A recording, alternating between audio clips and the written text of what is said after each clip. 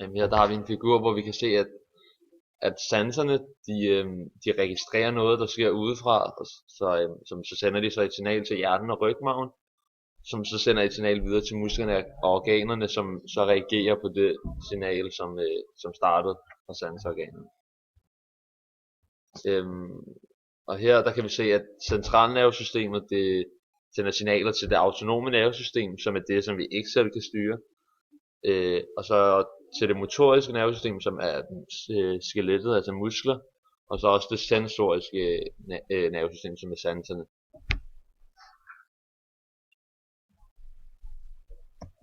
Yes. Og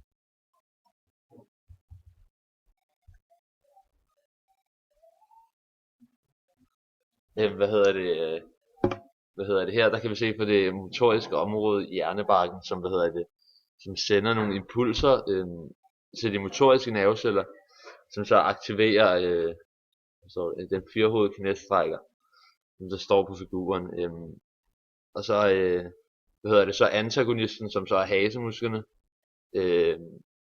den hæmmes så også af interneuroner, så den musklen kan bøje, eller at knæet kan bøje. Her der ser vi, at der er en sansecelle i fingeren, som der registrerer en smerte, og så sætter en impulser til den tohovedede armbøjer,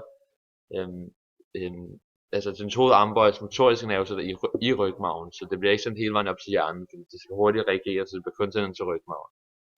Og den sender så impulser, som gør, at armen den trækker sig tilbage og bøjer sig.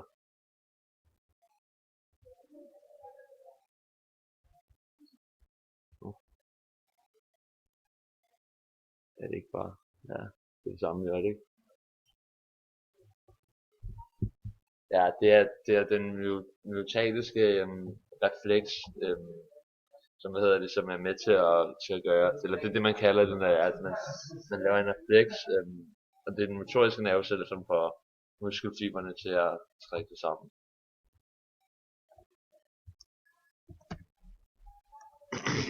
Okay, her der har vi en nervecelle, og som vi kan se, så er der noget, der hedder dendritter, og det er det, som modtager signalet fra den foregående nervecelle, og det bliver så sendt videre igennem aksonet, og så bliver det sendt ud til endeknopperne, og så kan vi se, at der er 2 nye nerveceller herhenne, som så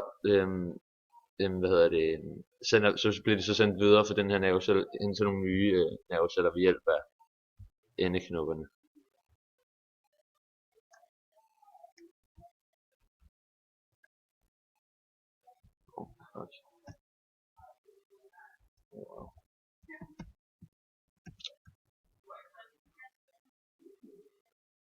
Yes. Her der ser vi det lidt forstørret.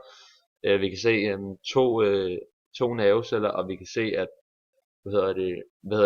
vesiklerne de bliver aktiveret i den nervecelle, der skal afsende signalet, og det gør, at transmitterstofferne, som har signalet i sig, de bliver sendt ud i synapsekløften, som er stedet lige mellem de 2 nerveceller, og så er der nogle receptorer på den modtagende nervecelle, som modtager den nerveimpuls, der bliver sendt med transmitterstofferne, som så sender det videre gennem nervesystemet.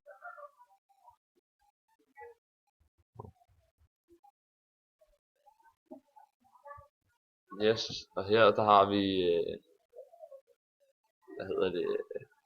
der kan vi se natrium og kalium, som det er pumpeagtigt, det ene går ud, og det andet går ind.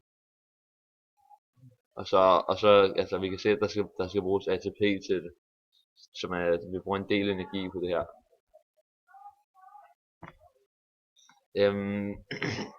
Her der kan vi se også natrium kaliumpumpen, og som vi kan se, så natrium det laver en indstrømning, og kalium det laver en udstrømning.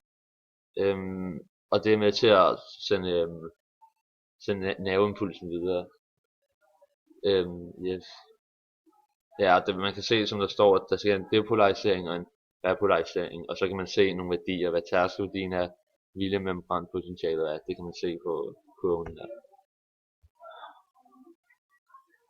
Yes, og så her der har vi at det er, der har vi kaliumpumpen, natrium-kaliumpumpen endnu tættere på, og så kan vi se, at natrium det er på vej ud af neuronen, og kalium er på vej ind i neuronen. Og som vi kan se, så at det der er med til at sende signalet videre, og som vi kan se, så bliver der brugt ATP til processen, så vi bruger faktisk en del energi på at sende nervesignaler videre.